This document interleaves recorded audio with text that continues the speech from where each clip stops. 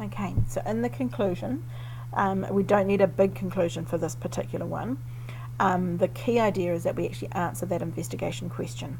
Okay, for merit, we want to be able to justify that decision, and excellence, we want to be able to refer back to the research and whatnot that we did at the beginning and connect that all in.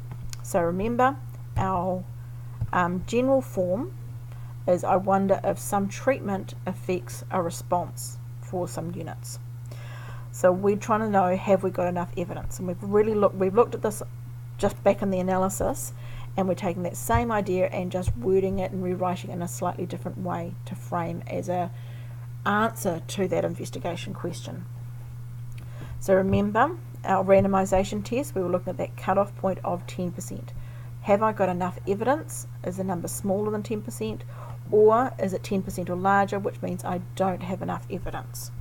So that could be due to chance alone. So looking at our baby's data, we got a probability there of 0.133. So that was bigger than that cutoff of 10%. So that tells me, and this is the claim that I'm going to make, that there is not enough evidence to support the claim that babies who exercise are likely to walk before babies who do not exercise. So that's my conclusion, is I do not have enough evidence to say that babies who exercise are going to walk before the babies who don't. We can get a little more specific in our conclusion now, and so I'll just look at doing a little bit more, adding a bit more to the second example when we're standing on one leg there. So remember, we did this, we got a probability there of 0. So now let's interpret what that means. Okay, so first of all, I'm justifying my tail proportion is less than 10%. Okay, I'm justifying it for my merit.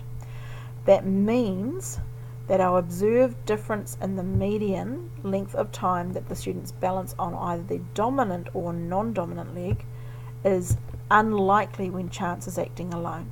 So it's unlikely to be just due to chance.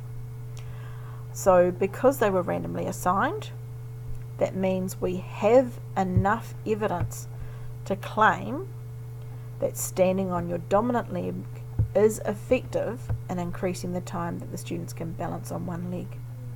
If we think back to our question, the question right back at the beginning was, I wonder if standing on your dominant leg affects the time that you can stand.